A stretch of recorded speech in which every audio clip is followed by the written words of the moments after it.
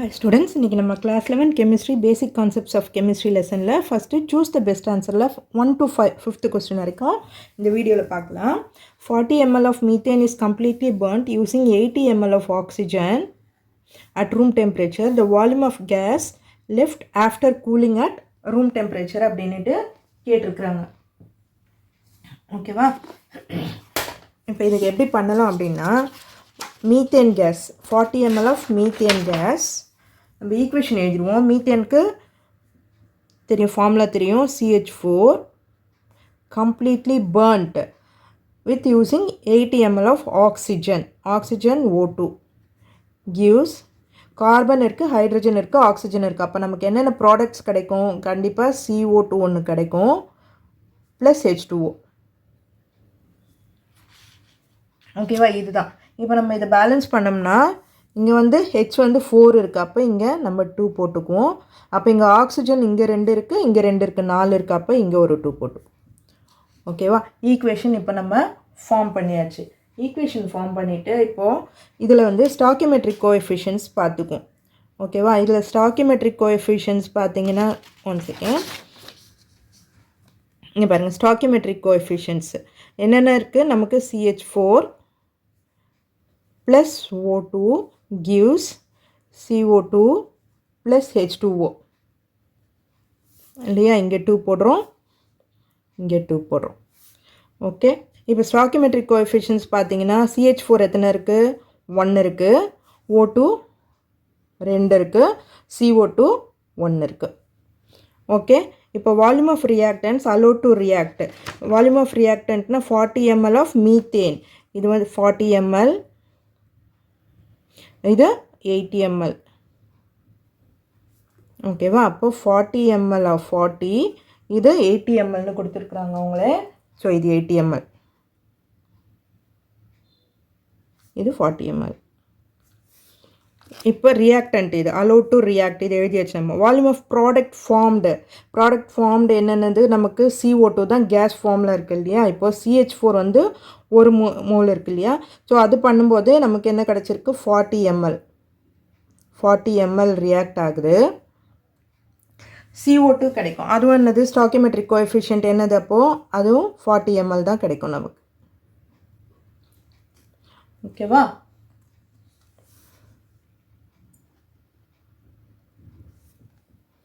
So அப்போ your answer is option என்னென்ன கொடுத்துருக்குறாங்க? ஆப்ஷன் வந்து நமக்கு 40 ml ஆஃப் CO2 கேஸ் ஏதான் வந்து நமக்கு கரெக்டான ஆப்ஷன். ஓகே, அடுத்தது செகண்ட் கொஸ்டின் பாருங்கள். an element X has the following isotopic composition: X200 is equal to 90%, X199 is equal to 8%, and X202 is equal to 2%. The weighted average atomic mass of the element X is closest to. ஓகேவா? இப்போ இது என்ன பண்ண போகிறோம் அப்படின்னா average atomic mass. Second question, average atomic mass is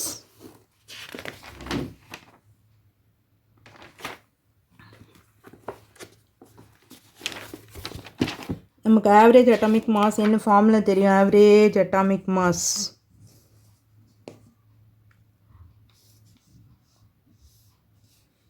okay இங்கே கொடுக்கல.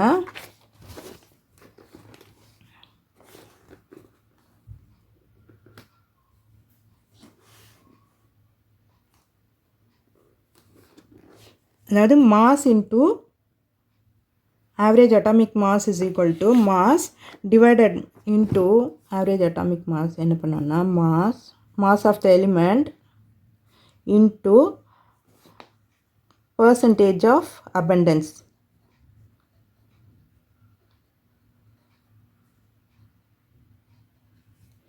ஓகேவா? இதுதான் நம்ம யூஸ் பண்ணி பண்ண போகிறோம். இப்போ இங்கே என்னென்ன கொடுத்துருக்குறாங்க? X is closest to கொடுத்துருக்குறாங்க இல்லையா? X200 is equal to 90%. அடுத்தது X199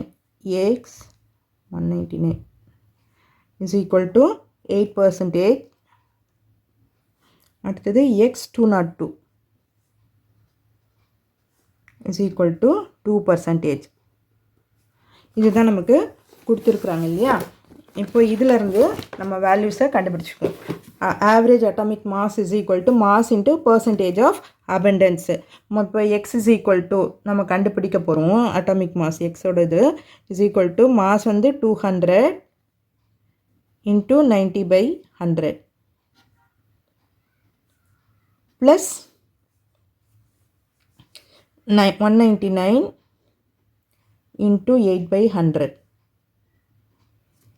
plus 202 into 2/100. ஓகேவா. இப்போ எல்லாத்துக்குமே 100 கீழே இருக்குது. ஸோ எல்சிஎம்னு பார்த்தீங்கன்னா 100ன்னு வந்துடும்.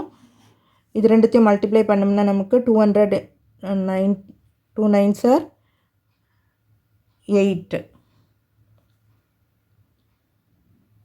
3 0 ப்ளஸ் இது ரெண்டுத்தையும் மல்டிப்ளை பண்ணி போட்டோம்னா 1592 ப்ளஸ் 404. ஸோ இது மூணுத்தையும் நமக்கு ஆட் பண்ணும்போது கிடைக்கிறது வந்து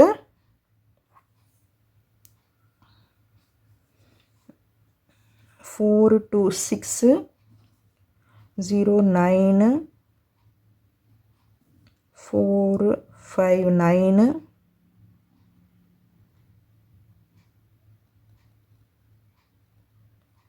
200 into 90. Okay, 2 9s are 18. Okay, 9 sorry 4 plus 9 இது முடிஞ்சிருச்சு. அதுக்கு அடுத்தது 1 plus 8 9 1 divided by 100. So 2 digits தள்ளி பாயிண்ட் வச்சோம்னா நமக்கு கிடைக்கிறது 199.96. இது ரவுண்ட் ஆஃப் பண்ணோம்னா நமக்கு கிடைக்க போகிறது 200 mu.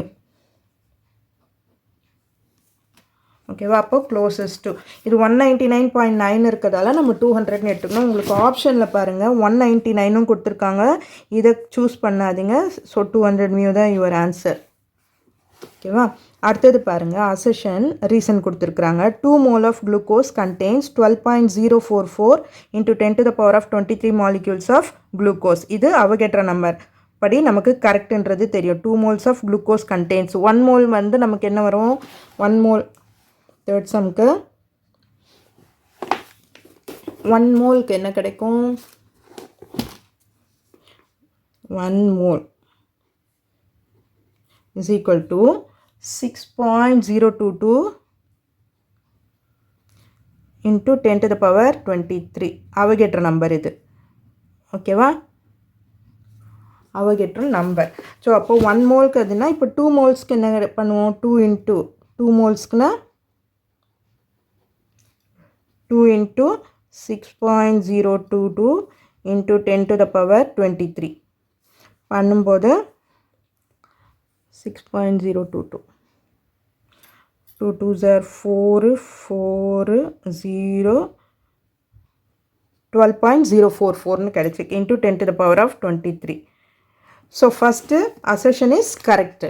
அடுத்தது என்ன சொல்லியிருக்காங்க total number of entities present in 1 mole of any substance is equal to 6.02 into 10 to the power 22ன்னு கொடுத்துருக்குறாங்க. இது வந்து 22ன்னு வராது 23ன்னு வரணும். So reason is wrong. So என்ன ஆன்சர் ஆப்ஷன் உங்களுக்கு வரும் அப்படின்னா assertion is true but reason is false. இதுதான் நமக்கு ஆன்சர். அடுத்தது ஃபோர்த் கொஸ்டின் பாருங்கள். Carbon forms 2 oxides namely carbon monoxide and carbon dioxide. The equivalent mass of which element remains constant. Carbon forms 2 oxidesன்னு கொடுத்துருக்குறாங்க. Fourth question பார்த்தீங்கன்னா carbon forms 2 oxides. Carbon அப்போது C+O2 gives CO2ன்னு C+O2 carbon மோனாக்சைடுனா CO கிடைக்கும் இல்லையா. இப்போ இதை பேலன்ஸ் பண்ணோம்னா இங்கே O வந்து 2 இருக்குது. அப்போ இங்கே நம்ம 2 போடுறோம். அடுத்தது அப்போ இங்கேயும் 2 போடணும். ஓகேவா? இதில் பாருங்கள் இதில் 2 தான் இருக்குது, இதுலேயும் 2 இருக்குது, கார்பனும் 1 தான் இருக்குது. ஸோ இது ஈக்குவேட்டில் தான் இருக்குது. ஓகேவா? ஆல்ரெடி ஈக்குவேட்டடாக தான் இருக்குது, இது பேலன்ஸ்டாக தான் இருக்குது. ஸோ அப்போ நமக்கு இதில் வந்து கார்பன் வந்து இதில் 1 இருக்குது, இதில் 2 இருக்குது. ஸோ இது சேஞ்ச் ஆகிட்டுருக்கு, இதுவும் வேறு எலிமெண்ட் இது, இதுவும் சேஞ்ச் ஆகிட்டுருக்கு. நமக்கு equivalent mass of which element remains constant. இந்த O2 ஓடது தான் வந்து நமக்கு வந்து கான்ஸ்டண்ட்டாக இருக்குது. Equivalent mass is constant for O2. So அப்போ ஆன்சர் நமக்கு பி, ஆக்சிஜன். ஓகேவா? அடுத்தது பாருங்கள், 5th கொஸ்டின். 5th கொஸ்டின் என்ன கொடுத்துருக்காங்க? The equivalent mass of trivalent metal element is 9 gram per equivalent mass. The molar mass of its anhydrous oxide is. 5th question பாருங்கள், 5th question. equivalent mass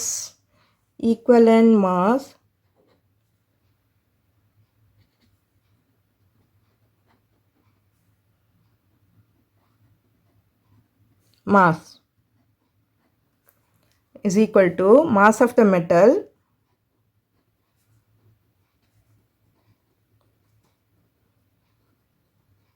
divided by valence factor.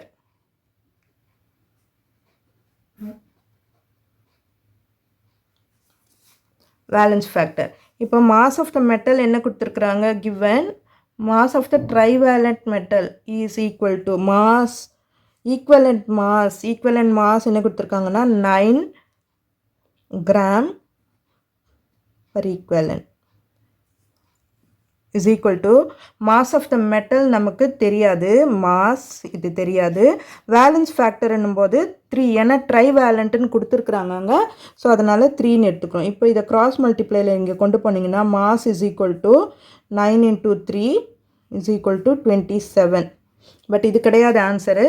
என்ன கேட்டிருக்காங்கன்னா the molar mass of its anhydrous oxideன்னு கேட்டிருக்கிறாங்க. anhydrous oxide.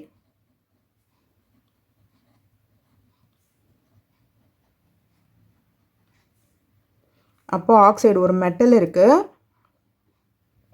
M2O3. Metal ஆக்சைடோட formula இதுதான் வரும் நமக்கு, M2O3. இப்போ இதோட இது நம்ம கண்டுபிடிக்கணும். Atomic mass of the molar mass of the கண்டுபிடிக்கும்போது என்ன பண்ணணும் அப்படின்னா, இது 2 இருக்குது இல்லையா, மெட்டலோட நம்ம ஈக்குவலண்ட் மாஸ் என்ன கண்டுபிடிச்சோம்? 27 கண்டுபிடிச்சிருக்கிறோம், மாஸ் வந்து கண்டுபிடிச்சிருக்கோம். அப்போ 2 into 27 plus 3 into ஆக்சிஜனோட மாஸ் என்ன வரும் நமக்கு? 16. அப்போ 3 ஆக்சிஜன் இருக்கிறதால 3 into 16. இப்போ 2 into 27 54 plus 48. ஸோ இது ரெண்டுத்தையும் ஆட் பண்ணோம்னா நமக்கு 102. So 102 grams.